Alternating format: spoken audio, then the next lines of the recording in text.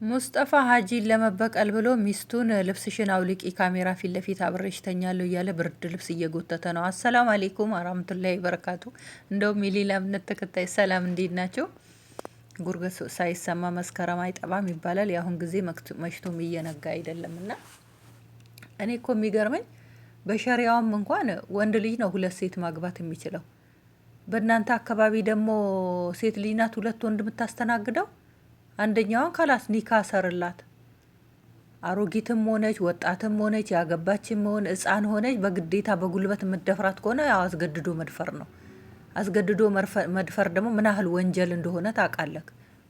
ቆይ እንደው እሺ ብትልክ እውነት አብረሃት ልተኛ ነው? ምን አይነት ጅሎች ናቸው እንደው እናንተዬ!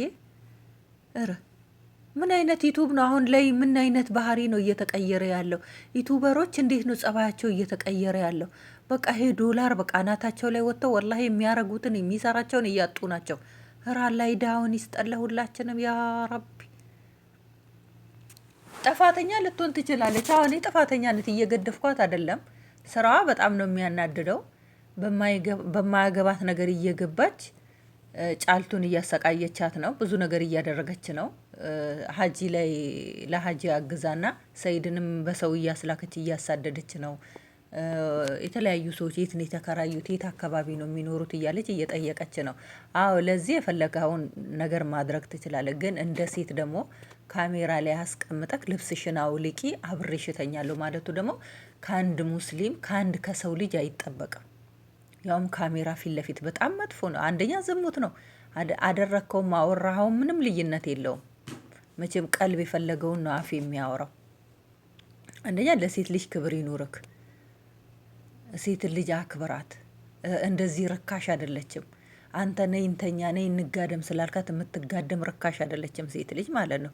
እንደ ሴትነቷ ሴት ልጅ መከበር አለባት። እንደ ስራዋ ደግሞ በፈለክበት ቦታ ማጠናገር ትችላለህ። አያገባንም። ግን ሴትን አክብር። ሴት በየቦታው ትጋደማለች ማለት አይደለም። ባል እስካላት ድረስ ባሌ ብላ ያው ሀራም ላይ ብትሆንም ክብር ይገባታል። አንደኛ ደግሞ ሚስት ካለች ይችን የመሰለች ሚስት አስቀምጥ። አሁን እኔ ካሜራ ለልብስ ነው ጭንቃን ፈቶት ላኢላሀ ኢለላ እያቱ ሰፉ ኦሮሞን ሰፉ ቦይ ከቦ ሚስትክ ስታይ ምንድን ነው የምትለው? ሚስትክ እኮ በቀደም በቅርብ ነው በስንት መከራ ታርቃቸው አንድ ላይ እየሆናቸው ያላችሁት። ይሄ ልጅ አንዳንድ ጊዜ ጠሽ ያደርገዋል መሰለኝ። ጠይብ ጫልቱን ብዙ ነገር እያረገቻት ነው። ልጇን ድረስ እስከ ማስወረድ ሙከራ ያረገች ናት። ትላንትና በቅርብ ነው የገባችው ወደ ሀጂዮት። ያችኛዋ ደግሞ ከእስር ቤት ያን ሁሉ መከሯን ያንም ብሯን ጨፍጭፋ ቤት ፈርሻ ቤት ተከራይታ ሀጂን ከእስር ቤት አስወጥታ ያቺን ጥሎ ነው ደግሞ እቺ ጋር የመጣው ማለት ነው። ያችንም ትንሽ አኝኮ እንደ ሸንኮራ አኝኮ ጥሏት እቺን ነው የመቶ ደግሞ እቺ ጋር የገባው ማለት ነው። አሁንም እቺን አኝኮ ደግሞ ትንሽ ደግሞ እቺም ስትጦልግበት እቺን ደግሞ ትቶ ሌላ ይፈልጋል። ልክ እንደ ሰይድ ይሄኛውንም ሴቶች ይወዱታል። ለምን እንደሆነ አላቅም። ልክ ለአረፋ በሬ ሊታረድ የተቀለበ ሰው የሚመስል በሰው ገንዘብ ላይ እየጠነበለ ኧረ ቃንፈዶ ወላሂ ቃንፈዶ ባሌክ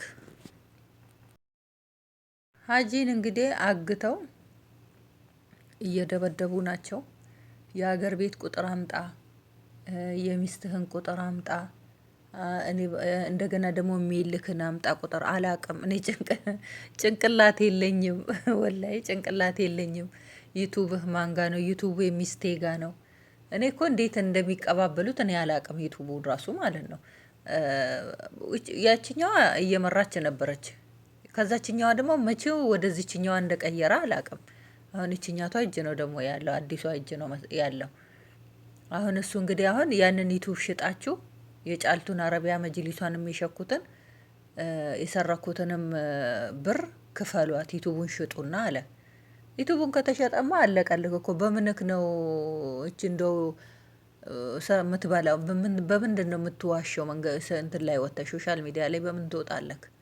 ለነገሩ አንድ ጊዜ ሶሻል ሚዲያ ላይ ወጥቶ የለመደ ሰው ለእሱ አዲስ ዩቱብ መክፈት ቀላል ነው።